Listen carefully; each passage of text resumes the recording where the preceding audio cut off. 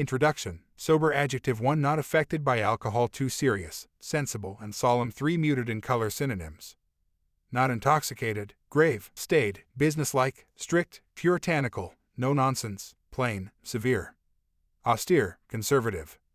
Unadventurous, quiet, drab, plain. Antonyms: drunk, light-hearted, frivolous, sensational, emotional, flamboyant. This is what I thought for 20 years. Sod that. Being sober sounds so dull. I do not want to live in that gray, businesslike, cold and unadventurous place. I want to live in the technicolor, sensational, opposite of sober instead. Let's open another bottle. As a teenager, I had a handmade photo frame above my bed. Inside it, there was a picture of my friends and me, curled around each other like cross-eyed kittens, bat-faced after having smuggled ourselves age 13 into a club after an Elastica gig. I dotted neon star stickers around it and had written, "Reality is a hallucination brought on by lack of alcohol," with my curly, dramatic calligraphy pen. Why be sober when you could be drunk? Alcohol has long been up on a throne, anointed as the fun king, the joy giver, the golden gateway of social connection. Whenever anything good happens, we automatically associate celebration with the pop, fizz and glug of champagne. Meanwhile, being sober has been forever yawned at, shunned and marked as deprivation. Memes smirk. There's a reason why sober and so bored sound almost exactly the same.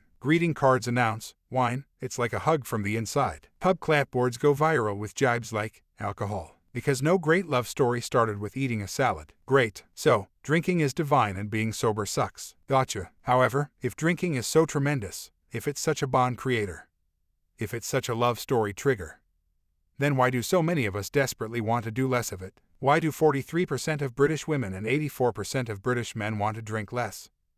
If it's so brilliant, if alcohol is so wonderful, why did 5 million people sign up to Dry January in 2017? Weird contradiction, huh? The reason the stats don't reflect the drinking is amazing, let's do more of it story, is because it's not amazing. As a society, we have a blind spot when it comes to booze. We've been brainwashed into believing it's ace, into following each other like lemmings to the pub, when deep down, we know it's not. We know it's bad for us. It causes soul-crushing hangovers and skin-crawling anxiety. It kills 5 times more people in Britain than traffic accidents. And yet, we bully each other into it. We drink push. We even try to talk pregnant women into drinking despite the new "just don't do it" guidelines. Why do we do this? Because sobriety has such a bad rep. You're not drinking. Don't be boring. Requests for soft drinks are met with outrage in pubs. Phrases like stone cold sober and sober as a judge only serve to drive home this message. Nobody wants to be stony and cold, or preaky in a deeply unflattering wig, beating a hammer and shouting order. Order. Being sober sucks, right? Back in 2013, I realized that I was hopelessly addicted to alcohol. I realized that if I continued drinking, I was going to wind up drinking 3 for 2 wine in a bedsit, having alienated my beloved friends and family, with no career to speak of. Essentially committing a very slow suicide through paint stripper alcohol. I had an epiphany that unless I quit drinking, I was not going to get the life I wanted. But giving up drinking felt like an enormous loss, a bereavement. I was convinced it brought fun and laughter to my life. I thought, I will never date, dance, party or feel truly relaxed ever again. To my astonishment, I discovered that the actual definition of a sober life should read something like this. Sober adjective 1 not affected by alcohol 2 bright, joyful and serene 3 dazzling in color synonyms. Not intoxicated, authentic, thoughtful, kind, quick-witted, chilled, clever, adventurous, exciting, capable, reliable, fun. I found that I was about 1,000,000 times happier sober than I ever had been while drinking, as were the hundreds of sober pals I picked up along the way. I found myself with dozens more hours in the week, heaps more energy, £23,000 more money over 4 years, deepened friendships, revived family relationships, better skin, a tighter body, tanned legs for the first time ever, the ability to sleep for 8 uninterrupted hours, a bone-deep sense of well-being, a totally turned-around positive outlook and an infinitely more successful career. What's not to like? I was no longer stuck in the spiral of drink the world, snarf fried chicken, limp through work, repeat. My life had shrunk into that sad little cycle. Sober, I felt free. My world got bigger. I spent all of my newfound money on traveling. I made loads of new friends. I stopped dating emotionally unavailable knobheads. I even learned how to dance in public sober. See, Stone Cold Sober needs a rebrand. It should be called Sunshine Warm Sober instead, because that's what it feels like. The loveliness of daylight, clarity and authentic social connection. Yes, you can no longer drink that magical potion to take social situations from level 2 insecure to level 8 pogoing around a dance floor. You need to learn how to chug through levels 3 to 7 for real, rather than using the dark art of an addictive drug. But once you learn the superpower of socializing sober, it never leaves you, and you'll never want to go back. There are, of course, things that I can't do now I'm sober. Bummer. Those things are, snog people I don't fancy, spend time with people I don't like, do the Macarena in front of 90 people, dance to music I hate, and laugh at jokes I don't find funny. Not such a great loss, is it? Britain is sobering up indeed. It's not just me alighting on the unexpected joy of being sober. It's not just me figuring out that it's way easier to have none at all than to attempt ever-elusive moderation. Alcohol is a highly addictive drug that is Moorish.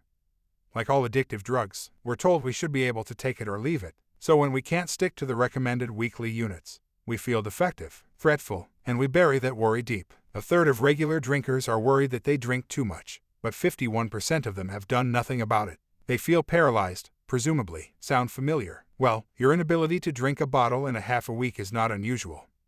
It's actually the norm, because alcohol is addictive. Simple. A quarter of British women and a fifth of Brits overall are now teetotal. Dry bars are popping up all across the land, while nightclubs close in their droves. Sober raves like Morning Gloryville are all the rage. Spending on booze, fags, and drugs has fallen below £12 a week for the first time ever. A recent survey found that 43% of Brits were totally teetotal in the past week, the highest recorded percentage since 2005. Goliath brands such as Diageo, owner of Guinness, have responded to this by investing in alcohol-free drinks like Seedlip. Magazines like Stylist are saying that being booze and drug-free is a status symbol, and that we can safely assume that alcohol is on the decline. Meanwhile, Grazia is running pieces about the sober curious movement. Elle is quoting doctors on how toxic and dastardly alcohol is to skin. The Guardian is printing headlines such as "Sober is the new drunk." The Huffington Post is rolling with "Why sober sex is much better than it sounds," and Men's Health is saying that under the influence, men are prone to lose their keys, car, and dignity. Millennials are at the forefront of this sober curious revolution, with only 3% of them saying that drinking is an essential part of socializing, marking a massive sea change from the generation before. There's been a 40% rise in millennials choosing to be teetotal, just as it's becoming totally normal to swerve dairy or be mostly vegan, or to choose spinning and brunch rather than pub and club. It's becoming common, cool, and even sought after to be sober. Once you see the world through sober eyes, it becomes clear that after one drink, most people are indeed looser, quicker to laugh, unclenched. However, at drink 3 that social alchemy begins to tarnish and rust. The looseness turns to sloppiness, the laughs become too loud, the jokes become muddled, quiet confidence turns to arrogance. Mascara starts to smudge, cuddles become inappropriate. You'll wish you could hoover the wine out of their system and return them to being sober. People feel like they're more charming, more sexy, wittier, and socially invincible after a few drinks. I know I did, but it's a drug-induced illusion. Just because we feel that way, it doesn't mean we are that way. A drunk to sober ride. So, what's this book all about? I'm going to take you through my booze-a-hound to sober journey. It's going to be pretty gnarly at the beginning, so strap in and hold tight.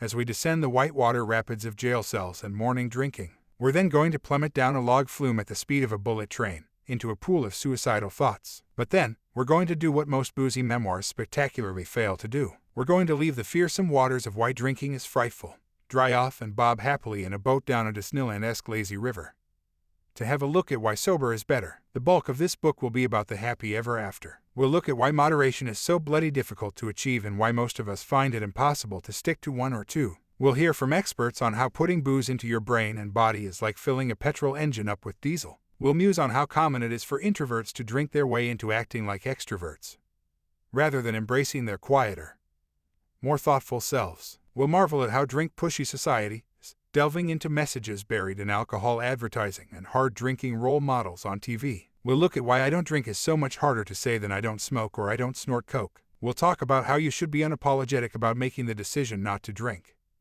rather than feeling like a buzzkill. We'll revel in the wonder of a totally hangover-free life. I'll tell you exactly what it's like to go to a wedding, deal with a job loss, and kiss someone for the first time sober. But it's entirely up to you what you choose to do with the alternative reality that I unroll at your feet. I'm well aware that many people reading this book have no interest in shooting for 100% sobriety. I get it. I tried to keep alcohol in my life for about 5 years after it was definitely time to kick it out. Like a relationship I just couldn't disentangle myself from. Just as people read a vegan book and decide to be 80% vegan, that might be your choice. To shoot for 8 sober days out of 10, it might be that all you want to commit to is 3 months off. It may be that the only consequences from your drinking are the odd horrific hangover. You may be a 4 on the addicted to alcohol spectrum, whereas I was a 9. It's not my job to convince you to quit drinking. What is my job, however, is to show you what life would be like if you did quit. To say, why not give it a whirl? Try being sober for a while. Then, you decide. But, I personally believe that totally sober is the right call. Because why bother taking a drug when you can feel, look and be so much better without it? I have so much to tell you. Let's begin. An abridged version of the definition of sober, and synonyms and antonyms for sober.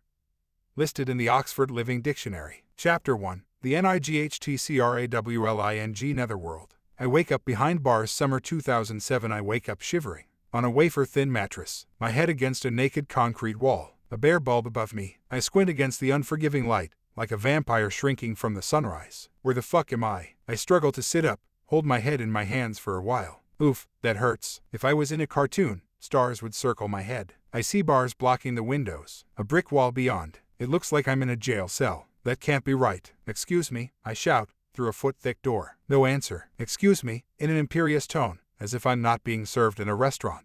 A police officer swooshes a partition open with a snap and peers in at me, through a porthole. Where am I? I demand. Brixton Police Station, he replies, patiently. Why? You were arrested last night for being drunk and disorderly. A police officer was trying to help you get home. You told her to EFF off. I pause, as the blood-freezing horror of my predicament chills me. I recall snatches of talking to a nice but weary doctor, who asked me how much I'd drunk, asked me to walk in a straight line. I have zero memory of a police officer. Well, can I leave now? Nope. Doctor says you'll be sober enough to leave at 9 a.m.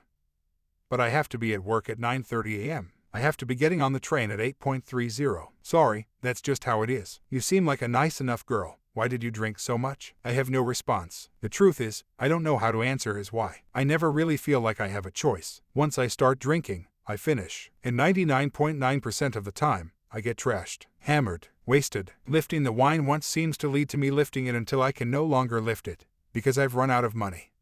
Or my friend is making me go home, or all the bars have shut. Or indeed, because I'm unconscious in a jail cell. I'm outraged. How dare they incarcerate me for simply swearing? Whatever happened to freedom of speech? Or is that an American thing? I desperately need the loo, but the only option is a very non-private one in the corner. And they could slide the partition back open at any time. I feel like a caged animal. It's a work day. I need to be at work. I should be showering now, trying to firefight last night's damage to my hair and face. At 9 a.m. they finally release me. I have to pay a £90 fine, but I won't be charged, or have to go to court. I've been let off lightly. I should be grateful. Instead, I'm fuming. I'll just get your belongings, an officer says. He seems to be amused about something. He seems like he's trying not to laugh. I harumph and sigh deeply at his delay. Well, at least I still have my handbag. Small mercies. He hands me a plastic evidence bag. Inside, there's a tiny, watermelon pink, glittery child's hairbrush. A tiny pink hairbrush. That's it. I've never seen this hairbrush before. No handbag, no keys, no phone, no money. No cards, no nothing. I redden with shame and further outrage, stomping out of the police station, muttering about filing a complaint. I manage to get into my flat because my freelance flatmate hasn't left for his meeting yet. Geez, what happened to you? He says, stepping back with alarm when he claps eyes on me. I crawl into bed and call my boyfriend from the house phone to tell him what happened. He tells work he has a family emergency and comes around to cuddle me while I cry about how unfair it all is. Of course I got hammered at the free drinks work party, doesn't everyone? If only that stupid do-gooder police officer hadn't tried to help me, I'm sure I would have found my own way home. I roll into work 4 hours late. My lovely boss called me at 10:30 a.m. on my landline saying that she'd heard I was in a state last night. And to sleep a little more, have some tea and recover.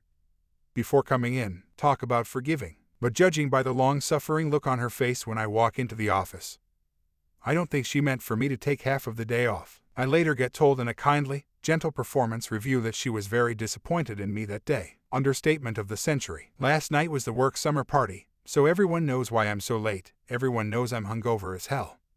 And everyone is crazily unimpressed. We managed to get to work on time, and we're hungover too. Why couldn't you? One workmate says. I keep my head down and long for home time. I try to pinpoint where my memory starts skipping and fuzzing, like an illegal DVD. Around 9 p.m., when it was still light. Apparently, we went from the pub onto Beach Blanket Babylon, a fantastically opulent bar that looks like a Greek god's palace, and where the golden-heeled Chelsea set hang. I have no memory of being in there. Apparently, I got kicked out, for being off my face. Then, I was told I got into a cab around midnight with some colleagues back to Brixton, where my fairly new flat share is. But I couldn't remember my address. Nope, no idea where I lived. So they dropped me on Brixton Hill, a 5-minute walk away, because I knew it was somewhere near there. And then I must have encountered the police officer while trying to lurch home, who arrested me for being drunk and disorderly, as well she should. In Brixton, no less. For those of you who don't know this part of South London, it's really, really difficult to get arrested for being drunk and disorderly in Brixton.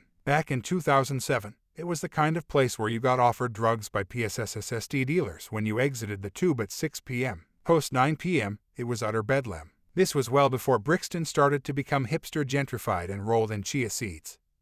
This was way before the vintage market and the polished noodle bars, years before the cocktails and jam jars and the overpriced vinyl and the reformer Pillate studios. Yonks before the bearded elite of London drove their MGs in and began driving the prices up. This was when Brixton was still grimy, when the residents were still as poor as church mice. It was where you went when you couldn't get in anywhere else. The end of the night, the end of the road, the end of the world. You could get into my favorite pubs there: the Dog Star, Mango Landing, and Hootenanny, even if you were blackout drunk and could barely stand, which was probably why they were my favorite pubs. I once saw a woman get off a bus in Brixton at 2 a.m., have a poo on the side of the street, and then get back onto the bus like what? As if she'd just popped off to pick up a forgotten shopping bag. Drinking excessively was child's play in Brixton back then. I saw people shoot up in the park. It was the Babylonian corner of London where you could be a total maniac and blend into the maniac wallpaper, because there was always someone drunker or more aggressive or more nuts than you. So, it's almost impressive that I managed to outshine the motley crew of other drunks that night and bag a place in one of the scarce cells. I must have been a real piece of work. I don't drink that Friday night, after waking up in the cell, but on Saturday, I get back on it. Of course I do. I think I deserve to. I think it's still fun, despite the horrifying experience I have had a mere 32 hours previous. My life has become a zoetrope. Those spinning toys where you look through the slats and see a sketched figure doing the same thing over and over. Just like that figure, I feel stuck in a predestined sequence. A rut of kismet. Drink, hangover, squirm from beneath the consequences.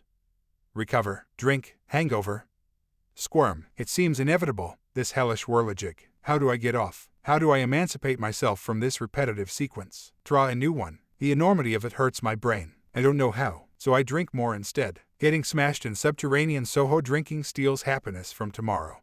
Unknown, the first time I got drunk I felt like I'd finally unzipped my wrong skin and slipped into a slinky new one. One that felt ridiculously right. One without the spiky inhibitions. It was like taking off chainmail and slipping into a heavenly silk gown. More than 4 in 10 people who start drinking before the age of 15 will eventually become addicted to alcohol. I was 12 when I started. As an incredibly nervous kid, I began to believe that relief resided in bottles, that great stories were at the bottom of glasses, that booze was anesthetic for my ever-present anxiety. Before drinking, my life had felt terribly dull. I started out with the classy combo of drinking White Lightning cider in the car park of McDonald's. By the age of 13, I was clubbing up to 3 times a week. My best mate and I fell in with a crowd of 17-year-olds who dressed us up in their clothes, helped us with our makeup, and snuck us into the venue in the Dorchester in Wolverhampton. I was an indie kid, a grebo, who burned incense until my room stank of sandalwood, pierced my nose with a tiny silver stud, henna'd my hair, and completed the effect with Doc Martens and tiny flowery dresses. I pored over Melody Maker and the NME,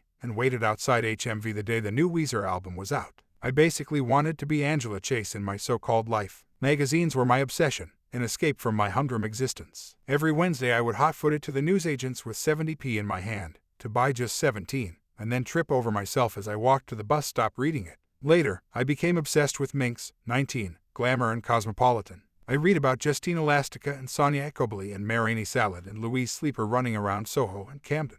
I wanted to go join them, but I lived in Dudley, a running joke of a backwater black country town. People literally laughed in my face when I said I lived in Dudley. Life was too sharp, too painful, too real, and too loud when I was sober. Drinking softened the edges and blurred the clarity. It turned an intimidating Andy Warhol pop art world into a misty Monet watercolor. Sober, nightclub dance floors were about as appealing as the Mad Max Thunderdome. Drunk, they were my domain. It made me party ready when I was party meh. But it wasn't real. That me was not me. Blackouts were commonplace right from the get-go. I thought everyone experienced lost hours of nights out. Turns out they don't. I thought everyone felt jangly nerved and ill-fitting until they'd had a drink. Turns out they don't. I'd always felt like I was on the outside, looking into social situations, never quite able to fully shed my inhibitions and engage. Booze opened the door, beckoned me in from the cold and thrust me into the thick of the party. I only attended about a quarter of my lectures at university, and yet I managed to somehow scrape a 2-to-1, like a magician summoning coins from their sleeve. I thought I was addicted to going out with my mates, but the truth was,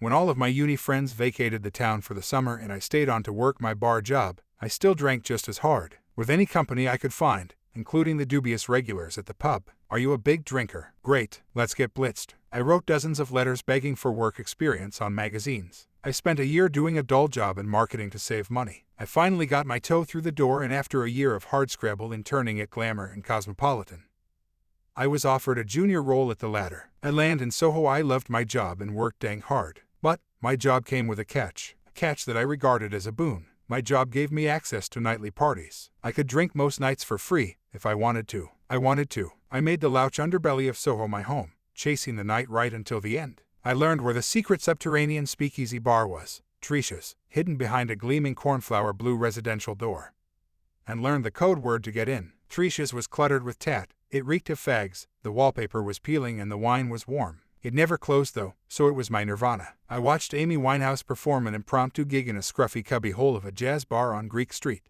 As she sang, they tried to make me go to rehab. I said no.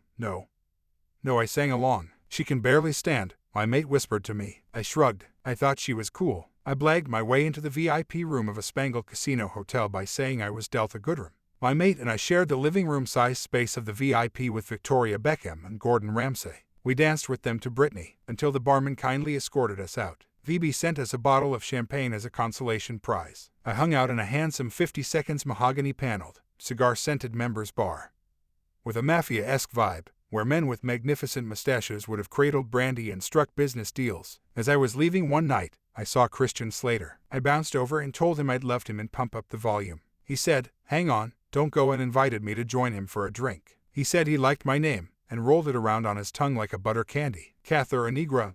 I stayed out until 6 a.m. doing karaoke with Johnny Vegas. That night, rather than going home, which was pointless, I napped in the ladies' toilet at the Cosmopolitan offices, where I worked, and tried to wash myself in the sink. I wangled backstage tickets to Live 8 and met Madonna, Sting, Snoop Dogg, Paris Hilton, the Kaiser Chiefs, Richard Ashcroft and the Stereophonics, collecting celebrity handshakes like I was collecting face cards during a game of poker. After the concert, I drank with Joe Wiley and Fionn Cotton, powwowing about who was the best act. Sunshiny Fionn and I hit it off. She invited me to an after-show party with Razorlight. Please come. I need a wingwoman. I smoked weed with Finlay Key. Stephen Dorff invited me to a Girls Aloud gig. Marco Pierre White told me he loved me at the end of our interview and invited me to dine anytime at his restaurant for free, which I never got around to doing, because, well, drinking got in the way. Eating was cheating. I always went for drinks, not dinner, even a free Michelin-starred dinner. I judged people who left wine on the table as harshly as I judged people who leave dogs in hot cars. I was flown to Washington, D.C. first class when I worked at Glamour, and put up in an elegant 5-star hotel to interview Reese Witherspoon. The moment the interview was in the bag, I went to a pavement cafe amid the rainbow townhouses of Georgetown and sank wine after wine, telling myself I was experiencing D.C. I was invited to the White House to meet Michelle Obama the next day. Even though I was scrubbed and coiffed for my trip to the White House, my hangover was bone deep. When Michelle looked at me, shook my hand and said hello, her forehead furrowed with concern. This was the dream. No, this was the kind of life everyone wanted. My friends kept telling me how jealous they were of my job. I worked my tail off during the day and shook my tail feather at night. I took the odd night off and pounded my urge to drink into submission at the gym. But inside, cracks were beginning to show. I lived in a state of perpetual alarm that I would be busted for lying about fictitious food poisoning, or that my blackout tryst with my male co-worker would be revealed. Fear ate away at me like invisible termites inside the walls of a house. My very structure and foundations were beginning to falter. The party road told the partying took its physical toll. Calling in sick to work became a regular occurrence. I told myself that because I never phoned in sick when I was actually ill, I deserved a few hangover sickies. I used to note them in my calendar so that I knew how many I'd taken that year. Why did I deserve days off when my other hard-working colleagues didn't take them? Dunno. I felt like the world owed me a favor somehow. The hangovers that I saved my sick days for were the paralyzing ones. The times when I felt I literally could not move from my bed for the entire day. Or the times when I woke up wearing last night's clothes, on the other side of London from my flat, at 10 a.m. I was often cautioned about having too many sick days in work reviews by my managers. They would make embarrassed jokes about me perhaps needing to take more vitamins, or gently temper the criticism with praise on how great my work ethic was the rest of the time. In the big picture, I was getting away with it. I was promoted again and again. I won an award for being Best Editorial Newcomer, and was shortlisted for another. Nonetheless, the words "Can I have a word with you?" or a jokey "I have a bone to pick with you" could send me into a terrified spin. My post-spin strategy, patching up my hungover face and charging out into London to do it all over again. I suffered from wishful drinking. Tonight would be the night I cracked it. The night I would have 2 drinks in the pub, laugh with my friends and go home, rosy-faced and aglow with wine, to make a stir-fry and have an early night. Tomorrow would be the morning I would actually get up and go for the 7 a.m. run before work, rather than groaning and stabbing at the alarm to make it stop. Like the desert spring, the dying man crawls towards endlessly, but never reaches. I was never able to locate that oasis. My ideal tonight and tomorrow remained shimmering in the distance. The vegetables for the stir-fry always lost their will to live in my fridge. It was always the same last order's outcome. The same dejected night bus, the same urgent scrabbling in the morning, standing in the shower willing the water to wash off my shame, the same bacon sandwich at my desk with a full fat Coke. I was scared to sit still, to stay in, to take a long hard look at myself. If I kept going out, kept drinking, kept running this away and that away, I wouldn't have to actually confront what I'd become. A fraud, beneath the sequin dress and makeup. A liar who didn't actually want to lie but kept finding herself in situations where the options were a get dumped by your boyfriend, B lie, or a get sacked, B lie, or a get kicked out of your house by your flatmate, B lie. Lying was simply something I had to do to survive. Sometimes I had to write down the lies to remember them accurately. I would rehearse them in a soft voice in my room before seeing the unfortunate recipient of the lie. Like an actor running lines. The thing with lying to everyone, to varying degrees. No one ever truly knows you, which is a really lonely place to live. But I also felt indignant. Why did the universe keep curveballing these impossible dilemmas and predicaments my way? It wasn't fair. I truly could not see that booze was a villain, rather than a hero. I thought it was the pain remover, rather than the source of the pain. And I couldn't see that I was complicit. I was happening to life. Life wasn't just happening to hapless me. I was the architect of my own destruction every single time, along with my trusty sidekick, wine. An unnamed dread spread inside me like an ink blot. My fear that something god-awful was about to happen became more and more urgent. The watched feeling grew. I was convinced people were starting to notice. I felt like cornered quarry. The only thing that drowned the dread, that pulverized the paranoia, was more wine. Fake bonds at any given party. My real friends would leave at a semi-sensible time. They could drink, but they couldn't drink like me. Hell no. So, come 1 a.m., when I was just getting warmed up, I would find myself short of a wingwoman. No matter, though, I would generally have spotted and already started grooming a BBF for the night. As Satya Z. Skoblik writes in The Brilliant Unwasted, my lush sobriety. Already living life underwater. I grabbed at other people's legs as they swam by and tried to pull them down with me. I would cozy up to her and, with the help of several glasses of intimacy accelerator, we would bond. Only, it was a totally fake bond. A fond, as I like to call it. We would stumble around a dance floor together and then find a locket and shout at each other until dawn. Disclose relationship woes, bitch about mutual friends, work colleagues, recount dark episodes from our childhood. You know, the secret stuff that you really only tell people after you've known them for, around 3 solid years. All of that would come tumbling out on the wine water slide. The next time I saw my BBF, it would be excruciatingly awkward. Willing a meteor to hit you awkward. Scanning the street for a car to throw yourself under awkward. We would be crawling into work late, or bump into each other in the supermarket, and the cringe would begin. So, last night, week was crazy. The vestiges of our newfound affection nowhere to be found. I reasoned that the lack of alcohol was the problem. The fact we were both now sober was the reason these encounters were butt-clenchingly bad. My addictive voice said that wine was the fairy dust new friendships needed. That without it, things weren't as magical, like a snow globe before you shake it. We just needed to get drunk together again, and then the shimmer would start to dust us once more. The truth was actually the polar opposite. We had accelerated to levels of intimacy that it takes years to build. And in the sober light of day, our fond became exposed for what it actually was. A sham. I start to lose more than my bag. Alcohol unlocked my true self.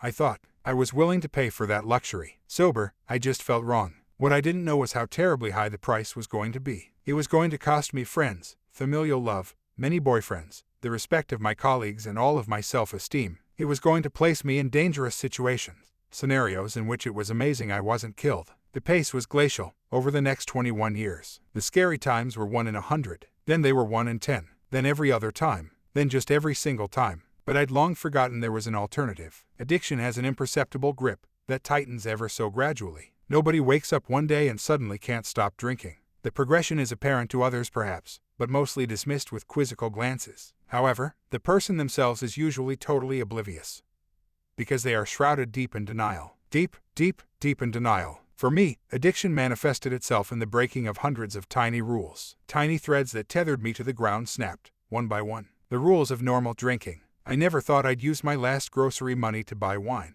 until I did. I never thought I'd drink in the morning, until I did. And once you've broken a rule once, it becomes very easy to break it again, and again,